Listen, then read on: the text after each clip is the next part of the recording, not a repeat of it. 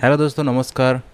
अभी हम कर रहे हैं MCOM इग्नू MCOM का MCO 1 का ब्लॉक 1 के अंडर में आपका यूनिट 2 का हेडिंग है, टाइटल है organisation theory.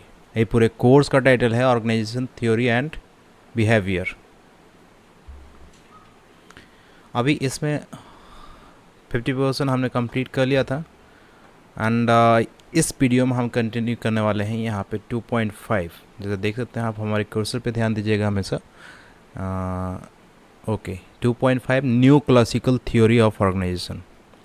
New classical theory कह सकते हैं मेडिवियल पीरियड का हो गया, ओल्डन डेज का जो सबसे बड़ा एंशियंट बोल सकते हो आप, पुराना हो गया, वो क्लासिकल थ्योरी है।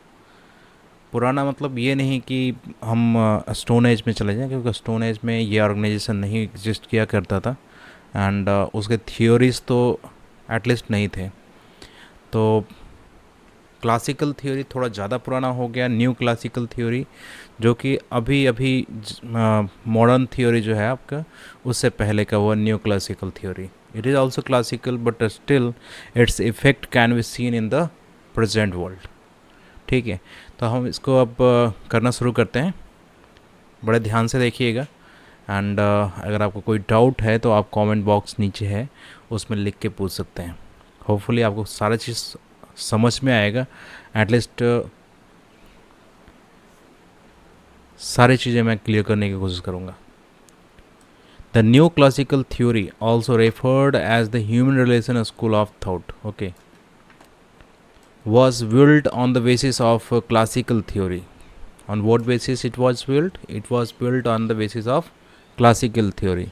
It is modified, added to, and to some ways extend classical theory. Means it is the extension of classical theory. Okay.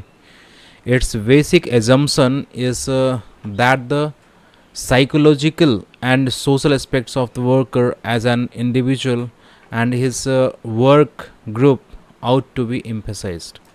जैसा कि आपने क्लासिकल थ्योरी में देखा ही था, जिसमें कि साइकोलॉजिकल एस्पेक्ट को नहीं रखा गया, सोशल एस्पेक्ट्स को नहीं रखा गया, उसमें सिर्फ काम पे ही ध्यान दिया गया। तो यहाँ पे साइकोलॉजिकल एंड सोशल एस्पेक्ट्स को भी ध्यान दिया गया। In classical view organisation focused on structure, order and formal organisation, the economic factor and objective rationality, whereas neoclassical view emphasized social factors and emotions at work। तो यहाँ पे क्या social factor और इमोशंस एट वर्क को क्या किया गया, emphasise किया गया, मीन्स ज़्यादा तवज्जो दी गई। Human relation is frequently used as a general term to describe the way in which the managers interact with their employees. Human behavior, human relation, ठीक ना, ये सारी चीज़ें जो आदमी के होते हैं कैरेक्टरिस्टिक्स, ठीक ना, उसको ज़्यादा मतलब ये जनरल टर्म्स है जो कि एक मैनेजर इंटरेक्ट करता है विद देयर एम्प्लॉयज़। अभी आ जाएंगे। The essence of human relations contribution is contained in two aspects। दो एस्पेक्ट्स में इसके essence दिख जाते हैं, ठीक है। Organizational situations should be viewed in social terms as well as in economic and technical terms, and in terms of clinical method it is analogous to the doctor's diagnosis of the human organ, ठीक है। तो organisation का situation इसी तरह से देखा जाना चाहिए, जैसे सोशल टर्म्स में भी as well as economic terms में भी। ऐसा है कि कोई काम ही नहीं कर रहा आपका, तो दैट इज बी कंसिडर्ड ना टेक्निकल टर्म, ठीक है। तो all this terms are to be dealt with, as you know that doctors diagnose a human organ like that. The every aspects are important here. Okay, now next is Hawthorne experiments. Human relations movement grew out of a famous series of studies conducted by Western Electric Company from 1924 to 1933. तो ये total आपका 10 years का period है जब कुछ study conduct किया गया on by which company, ठीक है, Western Electric company. These eventually become known as the Hawthorne study. इसी को बोला गया हाउथॉर्न स्टडी. ये जो स्टडी कंडक्ट किया गया था 1924 से 1933 के बीच में, इसको कहा गया हाउथॉर्न स्टडीज़. ठीक है, तो इसमें ह्यूमन रिलेशंस के बारे में ज़्यादा स्टडी किया गया.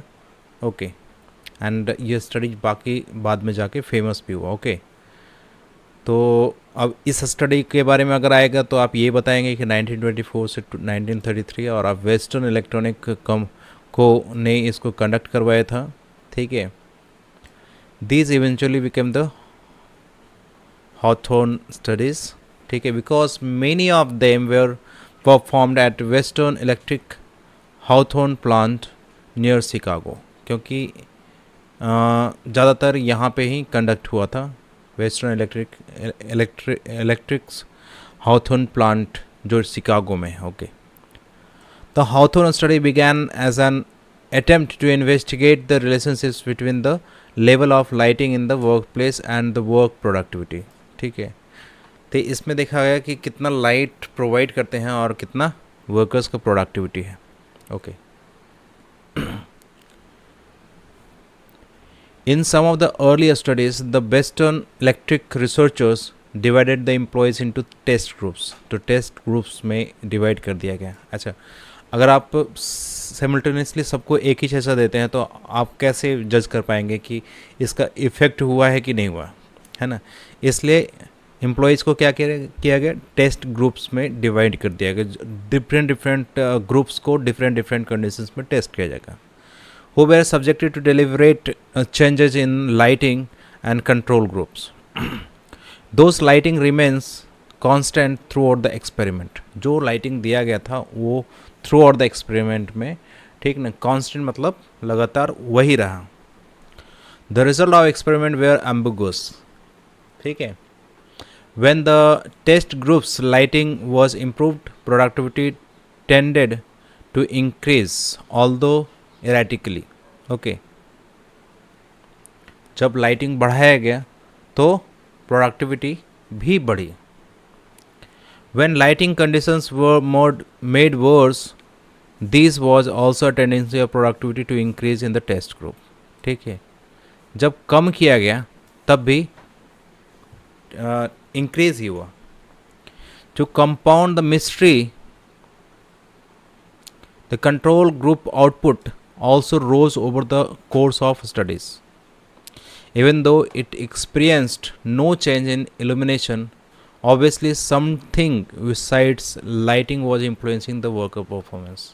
ठीक नहीं, ये देखा गया कि भाई ऐसा लाइटिंग चेंज और कम करने से ज़्यादा कुछ फ़र्क नहीं पड़ रहा है, लेकिन ये वर्कर्स का परफॉर्मेंस जो है, हम सिचुएशन जो चेंज कर रहे हैं उससे तो नहीं हो रहा, बट कुछ और ही इन्फ्लुएंस कर रहा है. In a new set of experiments, a small group of workers were placed in separate rooms and a number of variables were altered. Means जो चीज़ अल्टर कर सकते हैं वो वेरिएबल हो गए, जिसको चेंज कर सकते हो आप. ठीक है, तो नए तरीके से एक्सपेरिमेंट को फिर से शुरू किया गया.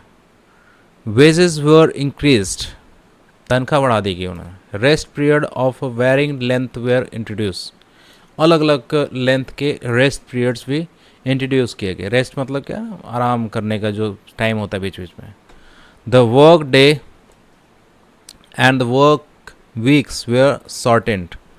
ठीक है, काम करने का दिन और काम करने का जो वीक है उसको कम कर दिया गया, छोटा कर दिया. The researchers who allowed the groups to choose their own rest periods to have say in other suggested changes.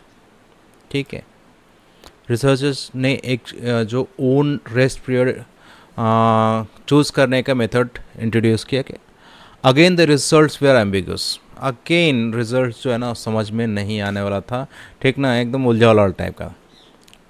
Performance tended to increase over time but it also rose and fell erratically.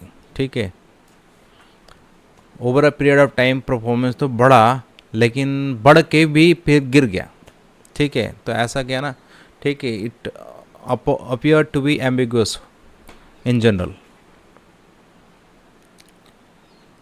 Part way through this set of experiment, Elton Mayo जो 1880 से लेकर 1949 and some associates from Howard including Fritz J. Rethel-Liswerger and William J. Dixon became involved. इस study में ये भी involve हो गए. Okay. In these and subsequent experiments, Mayo and his associate decided that a complex chain of attitude led to increase in the productivity. ठीक है, complex chain of attitude जो responsible थे इस increase in productivity में. They had been signaled out for special attention. ठीक है, उसको special attention दिया जाना चाहिए ऐसा इनको लगा. So both the rest and the control group have developed a group pride that motivated them to improve their work performance.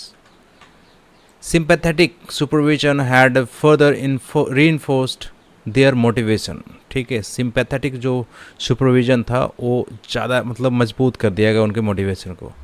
The researchers concluded that employees would work harder if they believe management was concerned about their welfare and supervisor paid special attention to them. और supervisor ने ज़्यादा attention अच्छा उनके प्रति दिया and manager जो काफ़ी welfare minded है ऐसा जान के एम्प्लॉयज़ जो है वर्क आउटपुट बढ़ा रहे हैं. This phenomenon was subsequently labelled as the Hawthorne effect. इस फेनोमेनन को क्या लेबल किया गया, क्या इसका नाम दिया गया? Hawthorne effect. Since the control okay we are going up. Since the control group received no special supervisory treatment or enhancement of working conditions would still improve its performance. ठीक है. Some people, including Mayo himself, speculated that the control group's productivity gain resulted from the special attention of the researchers themselves. तो researchers जो attention दे रहे थे उनके, ठीक ना, उनके अटेंशन से भी प्रोडक्टिविटी इंक्रीज हो गई. कोई यार आप कहीं किसी भी प्लांट में किसी भी जगह पे कुछ आपने देखा होगा आसपास में भी कुछ ऑफिसेस में इंस्पेक्शन होता है और इंस्पेक्शन एजेंसी ऊपर से आती है. तो इन दैट कंडीशन ठीक है द थिंग्स गेट्स इम्प्रूव्ड. ठीक है, नए नए लाइट्स लग जाते हैं, नई रोड बन जाती है. ठीक है, जैसे आप बोलो कि चीफ मिनिस्टर किसी एरिया में विजिट करने वाले हैं फॉर द इंस्पेक्शन, तो उस कंडीशन से क्या है वहाँ उस एरिया का इम्प्रूवमेंट हो जाएगा. ठीक है, the same way the researchers के अटेंशन ने ही कुछ इम्प्रूवमेंट दे दिया था. Okay, the researchers also concluded that informal work groups and the social environment of the employee have a positive influence on the productivity. ठीक है, समझ गए. Many of Western Electric's employees found their work dull and meaningless. ठीक है, what यहाँ पे देखिए what their association of friendships with को workers sometimes influenced by a shared antagonism towards the bosses. ठीक है, तो उनका जो एसोसिएशन है फ्रेंडशिप है को वर्कर्स के साथ में, ठीक ना, उन्होंने उनको इन्फ्लुएंस किया कि शेयर करें. एंटागोनिस्ट मतलब कि बॉसेस के प्रति जो है ना, ठीक ना, गुस्सा को शेयर करने के लिए. Important some meaning to their working lives and provided some protection from management. तो मैनेजमेंट से थोड़ा सा प्रोटेक्शन मिल जाए और उनका जो काम करने का तरीका है, काम करना जो है वो मीनिंगफुल हो जाए, ऐसा इसके लिए. For these reasons group pressure was frequently a stronger influence on workers productivity than management demand. ठीक है, इस रीजन से ठीक है प्रोडक्टिविटी इन्फ्लुएंस हुए. ठीक है, the findings of Hawthorne studies are as follows. अब देखिए कि रिसर्चर्स ने जो फाइंड किया है इस स्टडी के आउटकम्स को, ठीक ना, उसको हम देखते हैं. सबसे पहले देखिए यहाँ पे physical environment of at the work place do not have any material impact on the efficiency of work. इससे क्या पता चलता है कि जो फिजिकल इन्वायरमेंट है उससे कोई फ़र्क नहीं पड़ता है वर्क इन्वायरमेंट और वर्क एफिशिएंसीज में. Favorable attitude of workers and work team towards their work were more important factor determining the efficiency. ठीक है, फेवरेबल एटीट्यूड, आदमी का एटीट्यूड जो है ना, वर्कर का एटीट्यूड, ठीक ना, और उसके टीम का जो एटीट्यूड है, ठीक ना, वो ज़्यादा इम्पोर्टेंट थे. Fulfillment of workers' social and psychological needs had a beneficial effect on moral and the efficiency of the workmen. ठीक है, सोशल और साइकोलॉजिकल नीड्स जो फुलफिल हो जाता है वर्कर्स का, तो इससे काफ़ी ज़्यादा बेनिफिट होता है. Okay, employee group based on social interaction and common in the rest exercised a strong influence on the workers performance. ठीक है, सोशल इंट्रैक्शंस वगैरह जो हुए, ठीक है, और कॉमन इन रेस्ट एक्सरसाइजेस, ये सारी चीज़ें जो है ना, ठीक है, तो उससे वर्क परफॉर्मेंस इन्फ्लुएंस हुआ है. Workers cannot be motivated solely by economic reward. सिर्फ पैसा दे के वर्कर्स को मोटिवेट नहीं किया जाता है. मोर इम्पोर्टेंट मोटिवेटर्स और जॉब सिक्योरिटी होना चाहिए. उनको लगना चाहिए कि भाई साहब हम यहाँ पे परमानेंट रहेंगे. ओके, रिकॉग्निशन वाइज सुपरवाइज़र आके उनको अप्रिशिएट करे, ठीक ना, उनको ढांढस बंधाए, उनको बोले कि हाँ अच्छा कर रहे हो. एंड राइट टू एक्सप्रेस, और उनको बोलने का हक हो, their opinion on the matter which are of concern to them. जिससे उनको फ़र्क पड़ता है उस चीज़ों पे उनको बोलने का हक होना चाहिए. ये सारी चीज़ें इन्फ्लुएंस करते हैं. ओके, चले तो ये रहा human relations approach to management problems is based on the view that the modern organisation is a social system in which the social environment and interpersonal relations govern the behaviour of the employees. ठीक है, इससे क्या पता चलता है managements के approach में human relationship का, कि मॉडर्न ऑर्गेनाइजेशन क्या सोशल सिस्टम है, और सोशल एनवायरनमेंट और इंटरपर्सनल रिलेशनशिप्स जो हैं लोगों के बीच में, वो बिहेवियर जो होता है एम्प्लॉयज़ का, उस पर शासन करते हैं. मीन्स कि that is more influential. It emphasises that the authority responsibility relationships between supervisors and subordinates should relate to the social and psychological satisfaction of the employees. समझ गए, सोशल और साइकोलॉजिकल सेटिस्फेक्शन होना चाहिए एम्प्लॉयज़ को with the superior and subordinates relationship. हो गए, it is only by making employees happy. ठीक है, एम्प्लॉयज़ को खुश करके ही ऐसा किया सकता है. The organisation can secure their full cooperation and thus increase efficiency. ठीक है, तो एम्प्लॉयज़ को खुश करके ही उससे फुल कोऑपरेशन और एफिशिएंसी आप ले सकते हो. Management should encourage the development of social groups on the job and provide opportunities for free expression of the employees view point. Employees के पॉइंट्स को रखने के लिए ये फ्रीली, ठीक नहीं, इसको अप्रिशिएट करना चाहिए, और सोशल ग्रुप्स फॉर्म करने के लिए ना वहाँ पे अप्रिशिएट करना चाहिए. ठीक है, आगे बढ़ते हैं. Managers should recognize the importance of democratic leadership so that there is a free flow of communication and subordinates may participate in decision making. ठीक है, तो मैनेजर को रिकॉग्नाइज करना चाहिए डेमोक्रेटिक लीडरशिप के प्रति, उनका ज़्यादा लगाव होना चाहिए. एंड कम्युनिकेशन जो है ना फ्री फ्लो होना चाहिए. ऐसा नहीं कि अटक रहा है, कहीं पे रुक रहा है, ओके, कम्युनिकेट नहीं कर पा रहे हैं सही से एक दूसरे से. और सबऑर्डिनेट्स को भी डिसीजन मेकिंग में पार्टिसिपेट करवाना चाहिए. इनसे क्या है, उनका मनोबल बढ़ेगा, मीन्स मोरल अप होगा.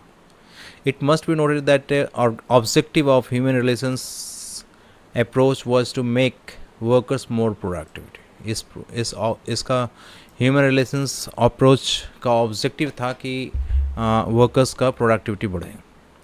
But it was emphasized that employee satisfaction was the best means of achieving the goals of the higher productivity and efficiency. तो इसको जोर डाला गया, इस पे जोर डाला गया, लेकिन इस पे जोर डाला गया कि एम्प्लॉयज़ का सेटिस्फेक्शन जो है ना, वो सबसे इम्पोर्टेंट, सबसे बेस्ट, सबसे अच्छा तरीका था प्रोडक्टिविटी को हाई करने के लिए और एफिशिएंसी को उठाने के लिए.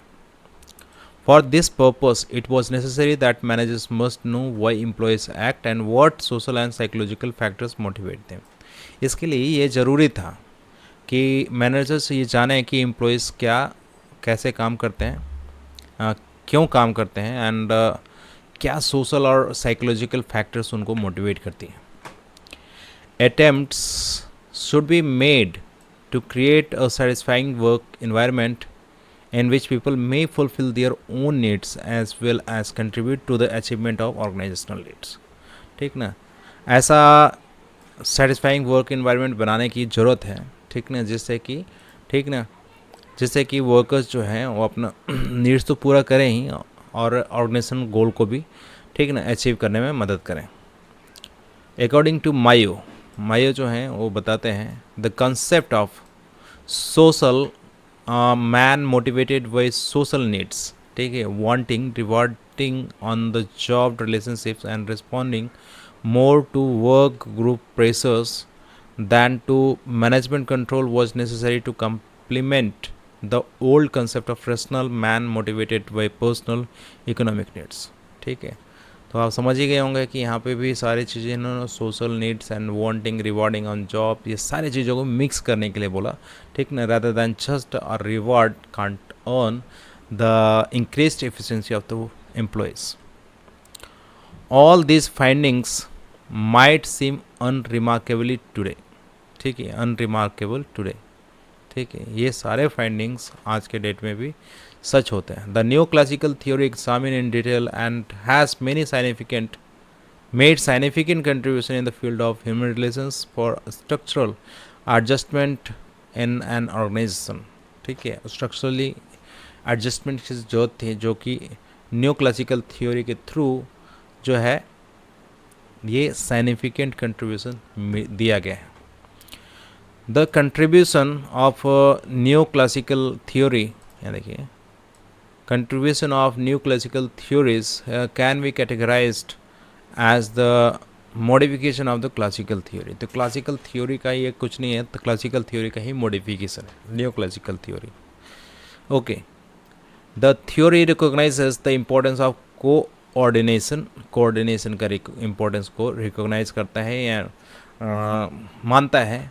And communication for motivation of human resources. ठीक है, एक कोऑर्डिनेशन हो गया एंड देन कम्युनिकेशन हो गया, ये दोनों चीज़ जो है ठीक ना उसको रिकॉग्नाइज करता है for the motivation. Human resources जो होता है आपके एम्प्लॉयज़, आपके मैनेजर्स, सुपरवाइजर्स, इनको मोटिवेट करने में भी मदद करता है. More attention was given on fatigue and monotony than division of labour. ठीक है, तो थकावट और जो है एक ही चीज़ से उबने वाली चीज़ जो है ना उस पे ज़्यादा ध्यान दिया गया रादर दैन डिवीजन, मीन्स कि डिवाइडेड होना चाहिए वो. Okay, they are of the view that if human being are not treated well human problems arise. ठीक ना, तो ऐसा समझा गया कि अगर ह्यूमन बीइंग्स को बढ़िया से नहीं ट्रीट किया गया, ठीक है, तो ह्यूमन प्रॉब्लम्स आने के संभावना ज़्यादा है. For example, if authority does not commensurate with responsibility it will lead to frustration and the dysfunctionality. ठीक है, अगर अथॉरिटी किसी को नहीं देंगे आप और रिस्पॉन्सिबिलिटी ज़्यादा दे देंगे तो क्या होगा ना, उसमें फ्रस्ट्रेशन एंड डिसफंक्शनलिटी आ जाएगी. The new classical theorists view that participation, recognition and human dignity and communication are the cornerstone of efficient management. ठीक है, पार्टिसिपेशन मीन्स कि everyone should be participating in all the activities, even decision making. ठीक है, आपके पास आना चाहिए, managers को approach करना चाहिए, क्या मैं ये डिसीजन ले रहा हूँ, ठीक है, तो इसमें क्या आपका कंट्रीब्यूशन, आप कुछ बोलना चाहते हैं. ठीक ना, तो उसका हाँ ना में ही आपको जवाब जो भी मिले, जैसे भी मिले, ठीक ना, उसको आप कंसीडर करेंगे, तो इससे क्या है कि अच्छा रहेगा. ओके, पार्टिसिपेशन, फिर रिकॉग्निशन, अच्छा सजेशन दे रहा है, अच्छा काम कर रहा है कोई, तो उसको रिकॉग्नाइज करना है. Human dignity and communication. ठीक है, आदमी के जो गौरव होता है, ठीक है, आदमी का जो गौरव होता है और उससे जो बातचीत करने का जो है, ठीक ना, कॉर्नरस्टोन्स में कि डिफरेंट एक महत्व रखते हैं है ना, फॉर्मल इन efficient management, okay, efficient management के simultaneously the role of informal organizations should not be undermined in the formal setting of organization, ठीक है, इनफॉर्मल ऑर्गेनाइजेशंस के रोल्स जो होते हैं, ठीक ना, उसको भी अंडरमाइन नहीं करना चाहिए फॉर्मल सेटिंग्स ऑफ ऑर्गेनाइजेशंस में. The new classical theory is a, अब यहाँ देखिए, the new classical theory of definite improvement over the classical theory means ये तो देखा गया कि न्यू क्लासिकल थ्योरी डेफिनेटली एक इम्प्रूवमेंट था on classical theory. It explains various new variables and concepts like informal organisations, ठीक है, कई सारे वेरिएबल्स एंड कंसेप्ट्स को एक्सप्लेन भी करता है. However the new classical view point has also been criticised on the ground of too much cynical puppeteering of people, okay, तो लोगों को पपेट बना दिया गया, ठीक ना, उसके लिए भी क्रिटिसाइज किया जाए. अ शॉर्ट साइटेड, अब देखिए यहाँ पर आ जाइए, a short sighted perspective and lack of integration among many facets of human behaviour.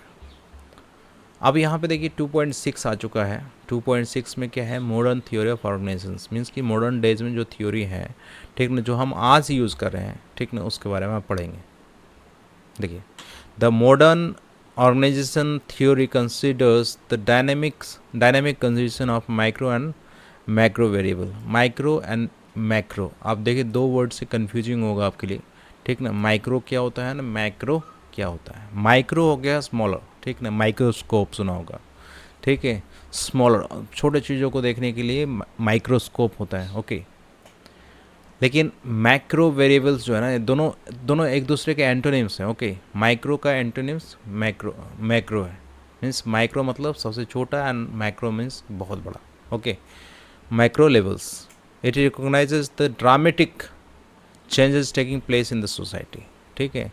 ये जो बहुत ही ड्रामेटिक मीन्स बहुत ज़्यादा रैपिड चेंज जो हो गया है ना सोसाइटी में, उसको रिकॉग्नाइज करता है. द मॉडर्न ऑर्गेनाइजेशन थ्योरी, ठीक है, the modern organisation theory is a collection of views of different thinkers of the organisation, ठीक ना, कई सारे थिंकर्स का व्यू ही है, आप समझिए. तो the theory is centred around the concept of system, hence it is termed synonymously with system theory, ठीक है. कंसेप्ट सिस्टम के इर्द गिर्द ही ये घूमता है, जिसके कारण से इसे सिस्टम थ्योरी भी कहा जाता है. For the first time Chester I Barnard, ठीक है, 1938 viewed organization as a social system of cooperative interaction among the members, ठीक है. तो पहली बार 1938 में ये जो नाम दिया हुआ है यहाँ पे, चेस्टर आई वर्नाड, उन्होंने देखा ऑर्गेनाइजेशन को एज ए सोशल सिस्टम, ठीक है, और कोऑपरेटिव इंट्रैक्शन, लोगों के बीच में इंट्रैक्शन, कोऑपरेशन के साथ जो इंट्रैक्शन हो रहा है among the members. Organization, individual and the customer are part of the environment, ठीक है. Organization among the members, organization, individual and the customer are the part of the environment. इस environment के part है, okay. Subsequently, Mary Parker Follett 1940 में emphasized on the integration of individual and the organizational units through system approach. Norbert Wiener 1948, ठीक है. अब ये क्या बोलते हैं, हाँ, pioneer in cybernetic gave a critical clear views of the organization as a system. Further, operational researchers like Churchum 1957 etc. were also among those who considered the system as a interconnected complex functionally related component, ठीक है. Some more social scientists like Karts कौन presented a comprehensive theory of organization using open system approach. तो open system approach को consider करते हुए इन्होंने use करते हुए, ठीक है, इन्होंने और भी चीज़ें साइंटिफिक सम सोशल साइंस इस थ्योरी को कंसिडर किया. अब देखिए सिस्टम थ्योरी के बारे में पढ़ लेते हैं. ठीक है, मॉडर्न थ्योरी को सिस्टम थ्योरी भी बोला जाता है और सिस्टम थ्योरी को आप पढ़ लेते हैं. ओके, यहाँ पे देखिए 2.6.1 system theory. Organisational realities have been investigated from different points of view. ठीक है, ऑर्गेनाइजेशनल रियलिटीज़ को डिफरेंट पॉइंट्स ऑफ व्यू से देखा गया. Divergent theories have thus emerged. कई सारे तरीके के थ्योरीज इमर्ज हुए. A need has risen of looking at the organisation as a whole. ठीक ना, ऑर्गेनाइजेशन को पूरी तरह से एक होल के रूप में देखने की ज़रूरत पैदा हुई. Advance in scientific knowledge in general have made possible the formulation of a general system theory for the integration of scientific knowledge. Scientific knowledge को integrate करने के लिए, ठीक है, scientific knowledge, ठीक है, advance in scientific knowledge in general have made possible the formulation of general system theory. Okay, इस system theory को बनाना जो ये possible किया. The system approach, वो पर लेके आया था इसको. The system's approach is particularly relevant to the study of complex public organizations that have elaborate structure and that are embedded in the larger society. ठीक है, तो बड़े सोसाइटी में ये चीज़, ठीक है, ज़्यादा इम्बेड होता है. पॉलिटिकल एंड इकोनॉमिक इन्वायरमेंट में भी ये दिखता है. According to the open system perspective, an organization survives and grows by drawing inputs for the environment. ठीक है, environment के लिए input को draw करके ही prosper होता है and grow करता है. Okay, which are processed internally to produce its output. It is through this input conversion output processes that an organization lives and develops.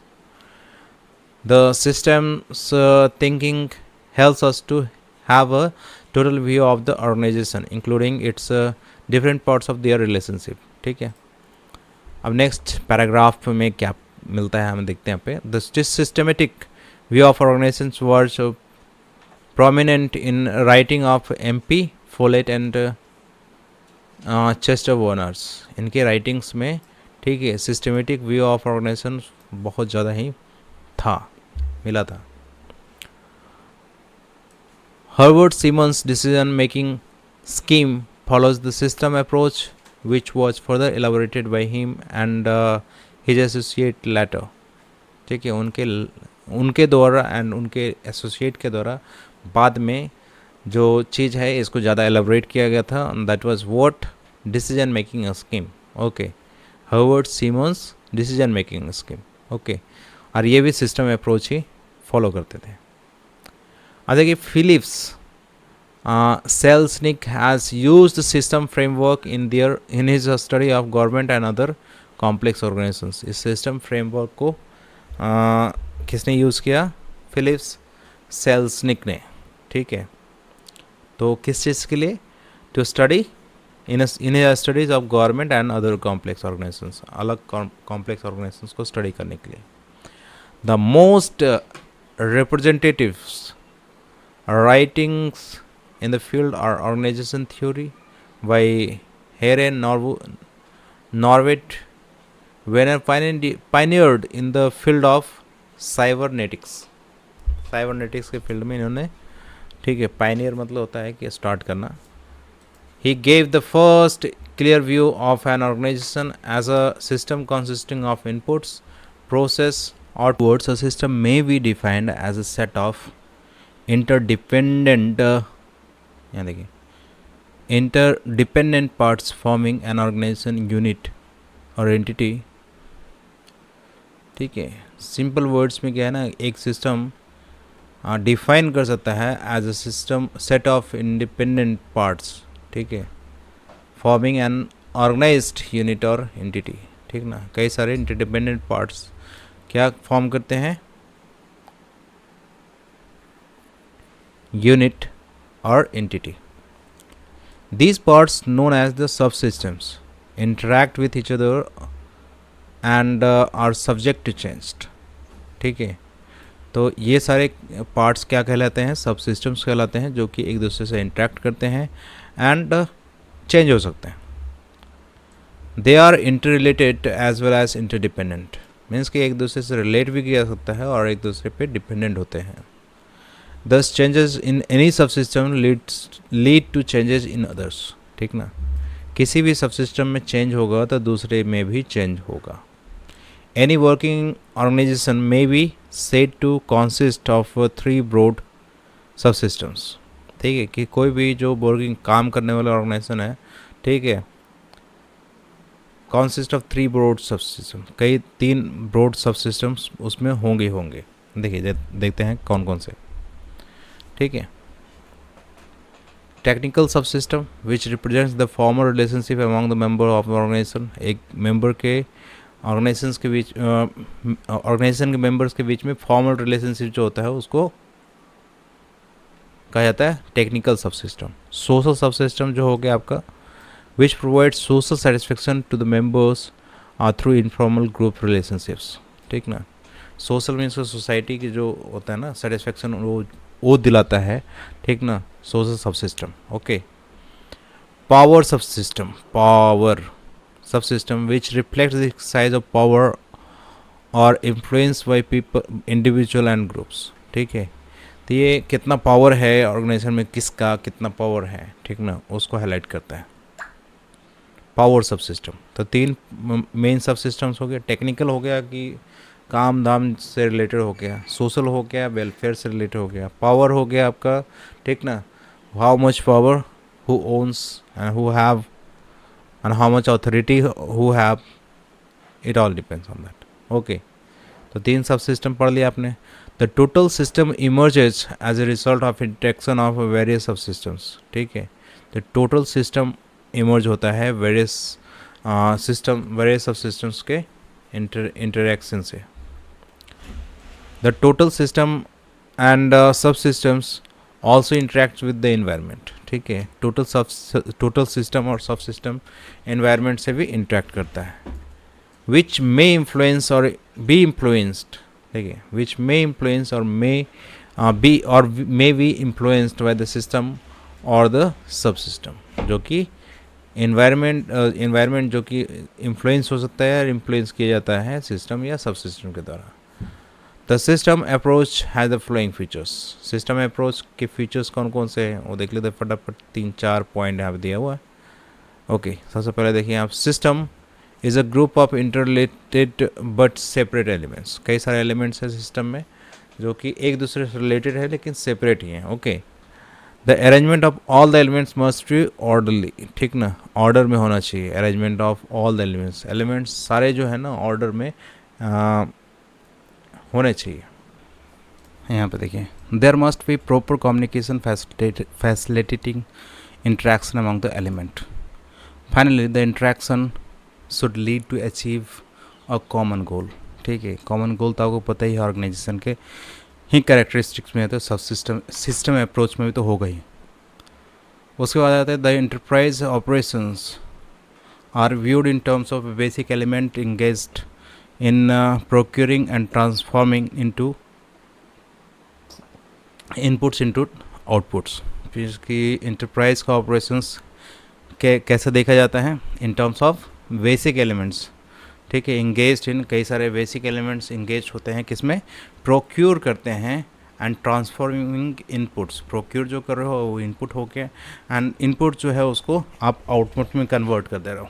Okay okay, money, employees and the managers themselves are the part of the system. पैसा, employees means आपके under काम करने वाले, and managers, ठीक है, जो manage करने वाले हैं, ये सारे ही पार्ट हैं सिस्टम के. Inputs are the material, information and the energy. Flowing into the organisation, ठीक है। जो मटेरियल है, इंफॉर्मेशन है और आप जो एनर्जी है जो फ्लो हो रहा है ऑर्गेनाइजेशन में, वो है आपका इनपुट्स। द आउटपुट जो बाहर जाएगा ना, ओके, जो अंदर आया है वो ये है। The output are products, services and the satisfaction provided by the organization. तो जो सेटिस्फेक्शन आदमी को भी मिला है, ठीक ना, एम्प्लॉयज़ को मिला है, मैनेजर्स को मिला है, वो भी एक आउटपुट है, ठीक है। प्रोडक्ट सर्विसेज तो हैं ही। The organisation transform input into a variety of outputs, कई तरह के आउटपुट्स को ट्रांसफॉर्म करता है in the form of products, goods and services, और आप सेटिस्फेक्शन वहाँ पे देख ली, and offers the same to the external environment, और एक्सटर्नल एनवायरनमेंट को भी ऑफर करता है। Set of the outputs provides the necessary energy which is called feedback to repeat the system cycle, ठीक है। तो आउटपुट जो बाहर निकल जाता है, लोगों को जो मिल जाता है, ठीक ना, उसके हिसाब से एनर्जी मिलती है, ठीक ना, वापस से काम को फिर से रिजनरेट होकर काम करते हैं, रिपीट करते हैं, और system cycle round and round चलता रहता है। Look at figure 2.1 which shows this cycle, इस साइकिल को शो करता है यहाँ पे। जैसे इनपुट आ गया, फीडबैक, फिर आउटपुट, ठीक है, इनपुट, फीडबैक, आउटपुट। चलिए, organization system like a social system are considered to be cybernetic in their behavior with regard to the external environment, okay, cybernetic है in behavior में। This means that they are self steering, means कि इसका मतलब क्या है कि self steering, खुद से स्टीयर करते हैं। Using feedback to guide the control and control their behavior, ठीक है। फीडबैक के थ्रू क्या करते हैं, गाइड करते हैं उनके बिहेवियर को, और कंट्रोल भी करते हैं। They develop mechanism to collect, interpret and apply feedback in their decision making process so as to acquire the capacity to adapt, evaluate, perform and correct errors। समझ गए? They develop mechanism, कौन develop करते हैं? They, ठीक ना, to collect, interpret, collect करने के लिए, इंटरप्रेट करने के लिए, एंड अप्लाई फीडबैक्स जो होता है सिस्टम से, ठीक ना, उसको अप्लाई किया जाता है in their decision making process, उनके डिसीजन मेकिंग प्रोसेस में। So as to acquire the capacity to adopt, ठीक है, कैपेसिटी एक्वायर की जाती है to adopt, evaluate, perform and correct errors वगैरह हैं उनको करेक्ट करने के लिए, अडॉप्ट करने के लिए, कोई चीज़ नया चीज़ है, एवलुएट, परफॉर्मेंस को एवलुएट करने के लिए, एंड एरर्स को करेक्ट करने के लिए। Okay, look at figure 2.2 which shows the basic element of system theory. Basic element of system theory कहाँ पे मिलता है? फिगर 2.2 में देखिएगा, इनपुट, थ्रूपुट्स एंड आउटपुट्स। पहला देखिएगा, environmental conditions, needs and demands, goals, ठीक है, social norms, laws, human resources, material resources, organizational transformations of system, functions, goods, services, manpower, strategy and influence, environment। यहाँ देख लिया आपने। अब यहाँ देखिए, the system approach of to the management view organizations as extremely complex entities subject to change from within and outside, ठीक है। System approach एक मैनेजमेंट के पॉइंट ऑफ व्यू से ऑर्गेनाइजेशन को काफ़ी कॉम्प्लेक्स एंटिटी मानता है, जो कि कभी भी चेंज हो सकता है बाहर से। Okay, to meet various needs of such an organization a balanced and integrated approach to the management is required, ठीक है। इंटीग्रेटेड अप्रोच का ज़रूरत है मैनेजमेंट में, ठीक है, किस लिए? To meet various needs of such organizations, इन ऑर्गेनाइजेशंस के नीड्स को मीट करने के लिए, ठीक है, एक बैलेंस्ड एंड इंटीग्रेटेड अप्रोच का ज़रूरत है मैनेजर के पास में।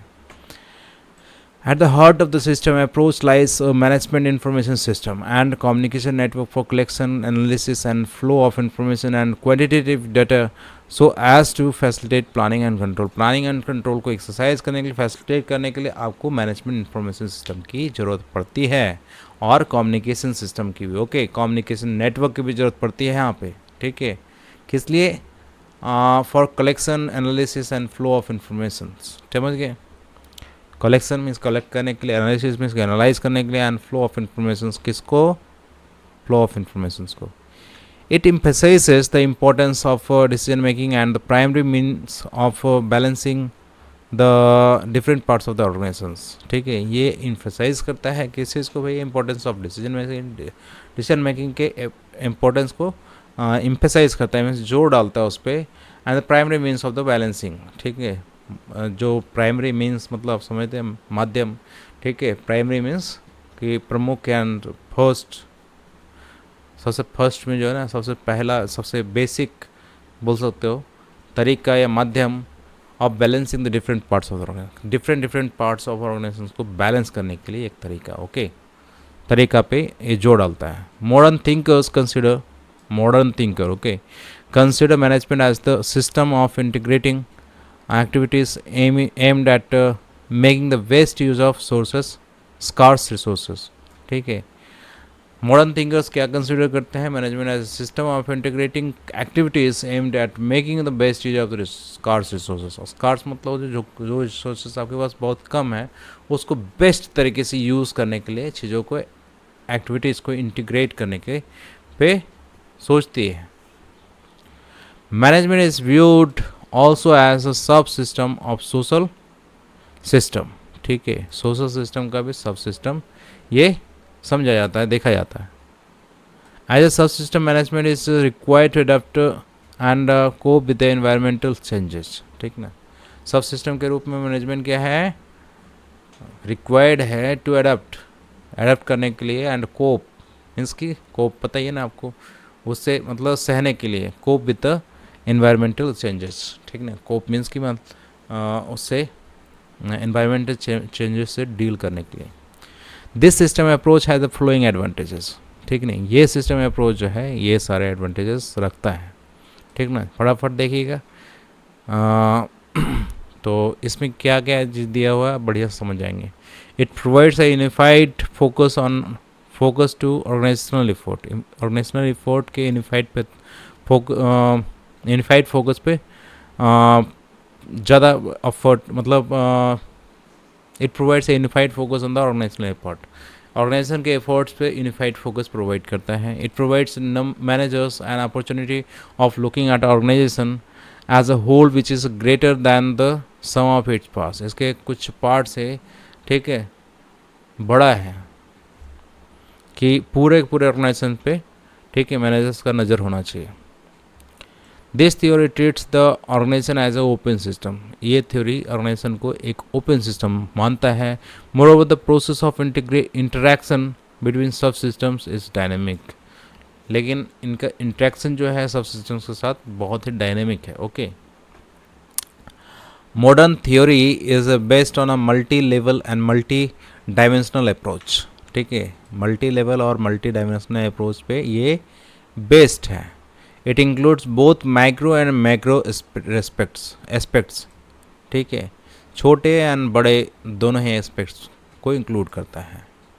Okay, the system is based on multiple variables because an event may be the product of many factors which in turn may be interrelated and interdependent. ठीक है, the feedback mechanism provides an opportunity to organization to rearrange its parts according to the change in the environment. जैसे feedback mechanism जो होता है वो क्या provide करता है? एक opportunity प्रोवाइड करता है ऑर्गेनाइजेशन को कि वो जो पार्ट्स जो होता है ना, उसमें चेंजेस के, एनवायरनमेंट में चेंजेस के साथ में उन पार्ट्स को चेंज करने के, रीअरेंज करने के लिए अपॉर्चुनिटी दे देता है. Okay, The system approach is now being widely used in organizational analysis. ठीक ना, आज की डेट में सिस्टम अप्रोच को काफ़ी वाइडली यूज़ किया जाता है. It has proved to be very useful tool for the conceptualization of the organization and its external and internal relationship. ठीक है, ऑर्गेनाइजेशन को कंसेप्चुलाइज करने के लिए and organization and its external conceptualize करने के लिए किसको? ऑर्गेनाइजेशन को और इसके इंटरनल और एक्सटर्नल रिलेशनशिप्स को भी. It has also facilitated the contingencies contingency or the situational view of organizations, which marks a radical department from the traditional approach that emphasized generally the one best way of structuring organization. ठीक है. Under the influence of system theory, the current view in organization analysis is that study can vary from situation to situation depending upon such factors as their environmental conditions and the technology. अब देखिए यहाँ पे है, although system theory has given fascinating appeal, still it has some limitations. इसके कई सारे limitations फिर भी हैं. In fact, this is not a complete explanation of the whole organization system. ये मतलब सच बोले तो ये complete explanation नहीं है whole organization system का. It does not explain how are the subsystem of specific organizations uniquely relate in given environment. ये भी explain करता है, ये पूरी तरह से explain नहीं कर पाता है कि सब सिस्टम्स एक स्पेसिफिक ऑर्गेनाइजेशन में कैसे यूनिकली रिलेट कर सकते हैं किसी भी गिवन एनवायरनमेंट में. So this is contingency theory. The modern approach to organization theory underlines the importance of dynamic interaction with environment and other situational factors influencing organizational design. Two important lines of thought are significant in this context as they seek to determine the key situational factors. One of these underlies the significance of technology in determining organizational structure design. The other line of the thought suggests the importance of environment. Okay, one is the organizational design and another is the environment. Technology refers to the techniques. Okay, significance of technology, first one underlies the significance of the technology, and another underlies the importance of the environment. Now, technology refers to the techniques used by organization in workflow activity to transform inputs into outputs. Technology is a term that is applicable to all types of and kinds of organization. Okay, irrespective of whether an organization is production oriented or service oriented. The role of technology can be seen in the activities that result in transformation of things. Okay, what happens there? Technology plays a significant role wherever the transformation of the things are taking place. Irrespective of whether it is a production oriented or service oriented organization. Looking into the role of environment in managerial functions, management ecology have been developed. What have been developed? Management ecology. Individual and his organizational environment are in a complex state of interaction with each other, and the organization itself is in a state of interaction with its environment. Thus, managing an organization effectively requires a thorough understanding of its environment. Okay, if you don't understand the environment, it would be very difficult for you to manage the organization. Okay, agency approach is based on the view that there is no best way to manage. In fact, there are many effective ways to perform various management functions. This theory emphasizes that the best way to lead, plan, organize and conduct managerial activities varies with situation. Means in different situation, the managerial techniques and managerial activities differs. Okay, a particular method may yield fruitful result in one situation but may drastically fail in other situations. There is no universal principle to be applied in all situations. Managers must analyze different situations and use the best approach which is best suitable in that particular situations. For example, to improve productivity, supporters of scientific management may prescribe work simplification and additional incentives. The behavioral scientists may recommend job enrichment and democratic participation of employees in decision making. Okay. What the supporter of contingency approach may offer a solution which is responsive to the characteristics of the total situation we are being faced. Work simplification would be idea where there is limited resources, unskilled laborers, limited training opportunities and limited product offers to the local market. Job enrichment would be ideal for that organization where there are abundant of skilled forces. This shows that managerial actions depend upon circumstances within a given situation. In this approach, managers are supposed to diagnose a given situation and adapt to meet the conditions present. In short, contingency approach emphasizes on two aspects. It focuses attention on specific situational factors that influence the appropriateness of one managerial strategy over another. It highlights the importance of developing skills for managers in situational analysis.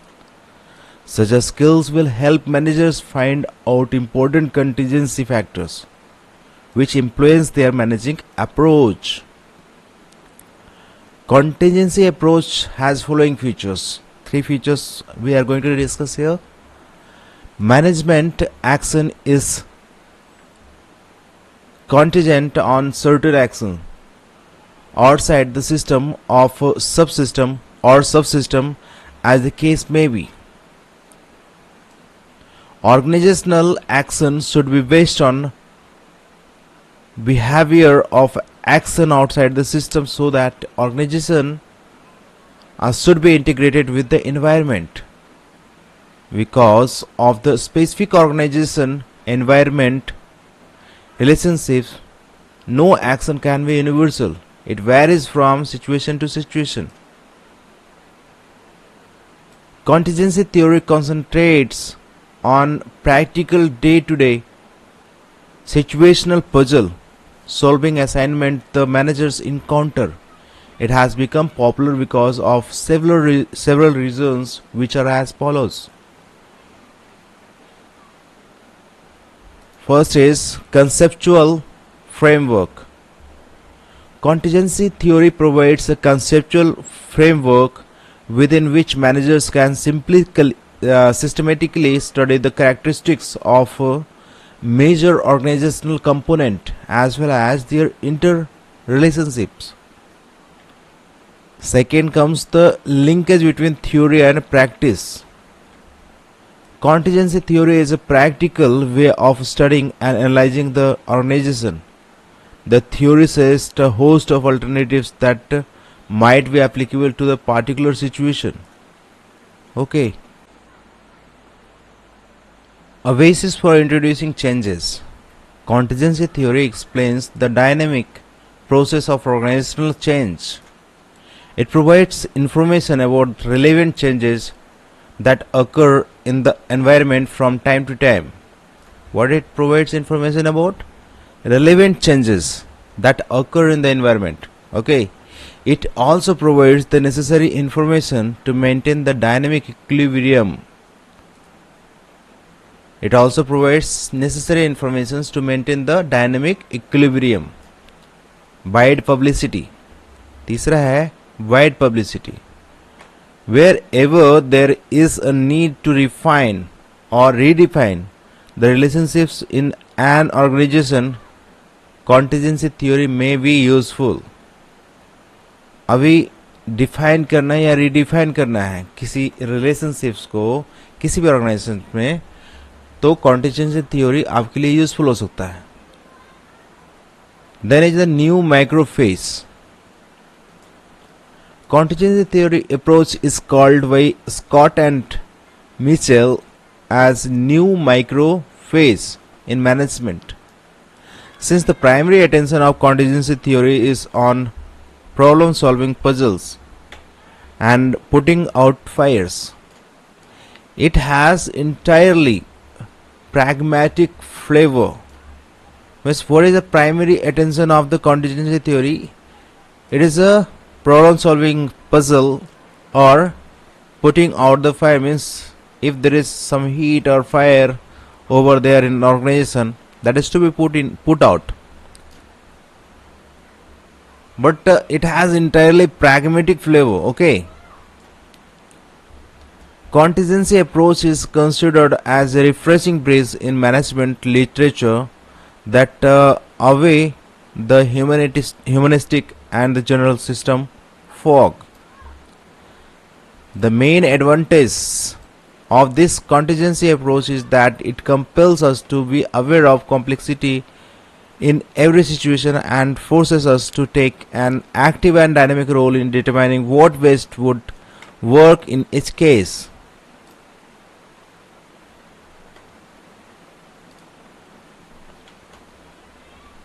Okay? Like a system theory, it does not only examine the relationship between the subsystem of a specific organization in a given environment, but also solutions to the particular organizational problem.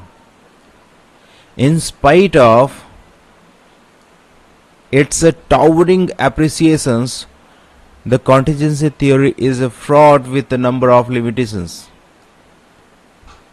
Towering appreciation means a lot of appreciations. Okay, इसके साथ भी, इसके बाद भी, in spite of its towering appreciations, the contingency theory is fraught with a number of limitations. इसमें कई सारे के limitations भी हैं appreciations के साथ में. The scientist cannot ignore, जिसको कि scientists ignore नहीं कर सकते. This theory has been criticized on the ground of heavy theoretical complexity. ये criticize हुआ है क्योंकि इसमें theoretical complexity बहुत ज़्यादा है. For example, a simple problem has to be analyzed on a number of organizational components. एक simple सा problem कई तरह के organizational components पे के basis पे analyze किया जाता है. Each of which having innumerable dimensions, और हर एक में अलग अलग dimensions हैं. So its empirical testing becomes very difficult. So what becomes very difficult? इसका empirical testing काफी difficult हो जाता है. Therefore, it is criticized mainly on the grounds of complexity, paucity of component, difficulty in empirical testing, and its reactive nature. Understood? So this theory is also not having only appreciations, it is also having some limitations which I have just discussed.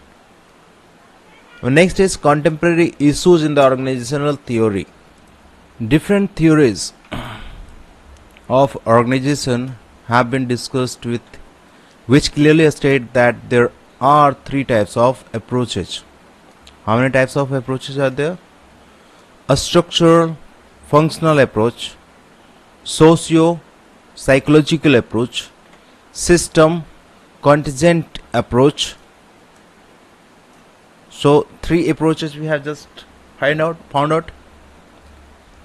All of them are mutually dependent as they have inherent relationships. Okay. Its theory is incomplete unless it is supplemented by other two approaches. However, at the same time, it is equally difficult to generalize a single theory of organizations which can explain the organization in totality. As mechanistic, a structural approach ignores human problems. The humanistic socio-psychological approach does not give weightage to closed and formal settings of an organization. Thus, the difference of these theories is that of focus and emphasis. It is being recognized to consolidate different views of to understand an organization in view of recent contemporary trends in organization theory. Based on several scholars' research, a synoptic view of contemporary trend issues in organization theory has been presented in table 2.1. Now this is table 2.1. Contemporary trends in organizational theory. First is traditionalism to social dynamics. Job task hierarchy to social process. Efficiency a mechanical process, efficiency a human process. Organization as a bureaucratic structure, organization as a social institution. Okay. Control through command, control through communication, authority from top, authority from group, leadership by authority, leadership by consent, decision as an individual, highly centralized, decision as collective and situational, regimental work environment, democratic work environment, technological change by fear, technological change by consultation, job as subsistence, job as satisfying experience, planning as crisis technique, planning as formalized process, incomplete and delayed information, complete and current information, policy and administrative dichotomy, policy and administrative continuum, profiteering, profit and social responsibility both. So these were the comparisons between two contemporary trends and the previous one. The basic objective of organization theory is to explain and predict. It attempts to understand social or human grouping that is designed as an organization. The theory helps a researcher by providing him an opportunity to test his idea about organization and improve the theories further. In view of the environmental changes, the contemporary issues to be addressed in organizational theory can be enumerated as under. What are the changes are to be brought in? Okay. Impact of technologies on human side of an organization. Impact of globalization on organizational design. Impact of different strategies on organization. Impact of behavioral change of human beings on organization. Impact of newer organizations on the society. Environment organization interface. Cross cultural impact on organization. Impact on mobility of people and technologies on organization, and so on. So this was all. Now we are going to sum up this whole unit here in the latest sum of section. This is very important sections, so you can also go through at your own whenever you feel so. क्योंकि यहाँ पे आपको पूरे के पूरे unit का gist मिल जाता है. Okay. An organization is an economic and social entity in which number of persons perform tasks to achieve a common goal. So what I have understood about organization कि एक ऑर्गेनाइजेशन इकोनॉमिक और social entity है जिसमें कि कई सारे लोग काम करते हैं. किस लिए करते हैं? To achieve the common goal को अचीव करने के लिए. The structure and the activities are clearly defined to facilitate the flow of work. तो स्ट्रक्चर और एक्टिविटीज यहाँ पे क्लियरली डिफाइन करता है. किसको डिफाइन करता है? फ्लो ऑफ वर्क को फैसिलिटेट करने के लिए. The principle of organization provide guidelines for a smooth functioning of the organization. ये प्रिंसिपल ऑफ द ऑर्गेनाइजेशन क्या प्रोवाइड करते हैं? एक गाइडलाइंस प्रोवाइड करते हैं for smooth functioning of, means कि एकदम स्मूथ फंक्शन करे ऑर्गेनाइजेशन. इसके लिए the organization theory explains the structure and the design of organization. तो organization theory क्या explain करता है? The structure and the design of the organization. It helps to understand, diagnose and respond to the organizational needs and problems. ये क्या help करता है? It helps to understand, diagnose and diagnose मतलब find out करना problems को, and respond to the organizational needs and the problems. ठीक है. सबसे पहले आपको प्रॉब्लम्स को समझना है, नीड्स एंड प्रॉब्लम्स को समझना है, उसको डायग्नोस करना है कि नहीं, कहाँ पे है, कितना है. उसके बाद रिस्पॉन्ड करना है, मीन्स ट्रीटमेंट. ये पूरा आपको जो डॉक्टर्स करते हैं समझते हैं, फिर डायग्नोस करते हैं कि भाई आपको ये बीमारी है, एंड उसके बाद आपको मेडिसिन दे देते हैं उस बीमारी के हिसाब से ताकि आप ठीक हो जाएं. उसी तरह से यहाँ पे भी काम होता है. The classical theory of organization has been developed in 3 streams. 3 streams में डेवलप किया है क्लासिकल थ्योरी को. पहला ब्यूरोक्रेसी, उसके बाद administrative theory and scientific management theory. ठीक है. 3 स्ट्रीम्स में डेवलप किए गए हैं इसको. Bureaucracy theory explains that every organization develops a system of specialization and set of systematic rules and procedures to maximize efficiency and the productivity. पहले bureaucracy theory क्या बोलता है? System develops a system concept specialization. System में specialized करना है चीज़ों को. And set the systematic rules पे ज़्यादा फोकस है, सिस्टमेटिक रूल्स पे और प्रोसीजर्स पे. किसके लिए? Maximize the efficiency, to maximize the efficiency and the productivity. Efficiency और प्रोडक्टिविटी को बढ़ाना है इसके लिए. The characteristics of bureaucracy includes, bureaucracy का characteristic क्या है? Division of labor and specialization. Okay, work is to be divided between the people and as per their specialization. Okay, hierarchy, ऊपर नीचे, up and down, upline, downline, ये वाली hierarchy. Impersonality, little delegation, मतलब सारा का सारा जो authority है हायर लेवल के पास ही रहेगा, थोड़ा सा ही मतलब पावर मिलेगा नीचे वाले को. Goal displacement, strict categorisation, self perpetuation and empire building. ठीक है. And the cost of control. ठीक, कंट्रोल करने के लिए कॉस्ट देना पड़ता है इसमें.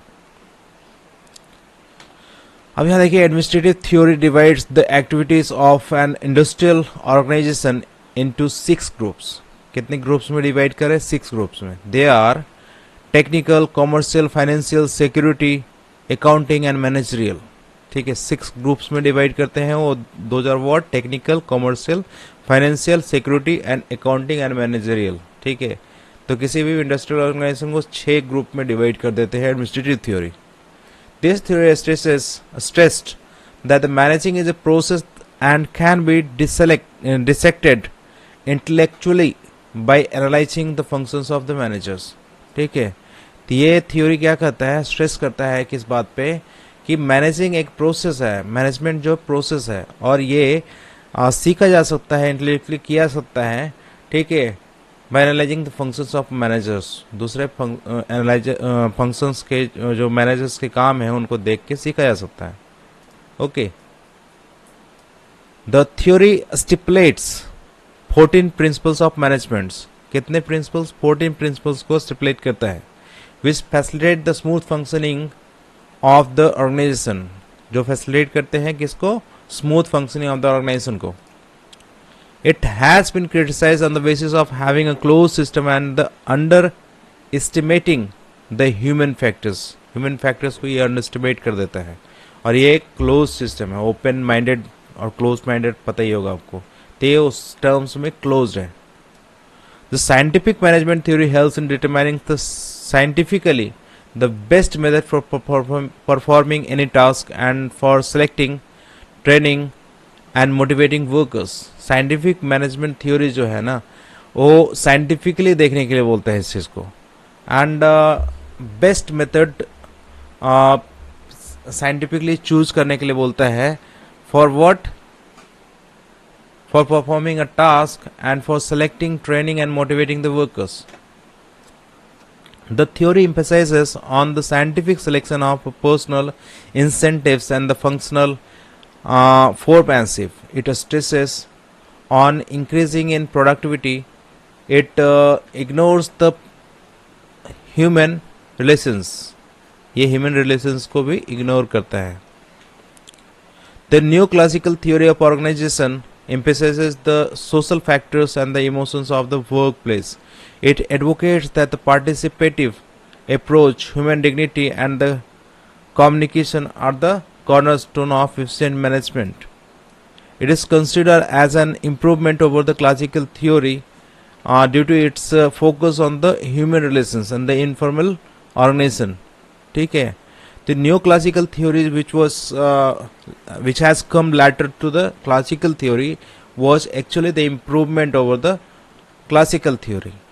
It is considered as an improvement over the classical theory due to its focus on the human relations and the informal organization. समझ गए? It is criticized on the ground that it stresses too much on the people. ये ज़्यादा people पे stress करता है, इसके कारण से ये criticize किया गया है. अब आप देखते हैं मॉडर्न थ्योरी के बारे में. Modern theory for organisations considered the dynamic condition at the micro and macro level. Micro बता दिया था आपको, छोटा, एंड मैक्रो हो गया बड़ा स्तर. The systems theory emphasizes on the integration of individual and the organizational units through system approach. तो सिस्टम थ्योरी किस तरह से करते हैं, इंडिविजुअल और ऑर्गेनाइजेशन को इंटीग्रेट करने पे जोर डालता है through a system approach. It is reflected in terms of inputs, process, output and feedback. समझ गए?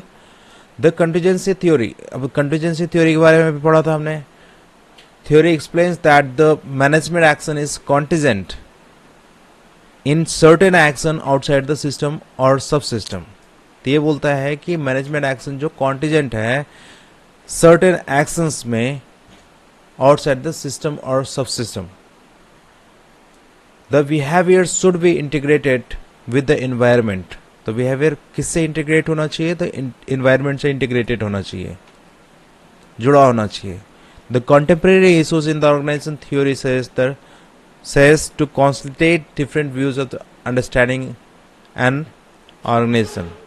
The contemporary issues जो ऑर्गेनाइजेशन थ्योरीज हैं वो सजेस्ट करते हैं कि डिफरेंट व्यूज एंड अंडरस्टैंडिंग को कंसोलिडेट करने की जरूरत है, मीन्स कि एक साथ रखने की जरूरत है.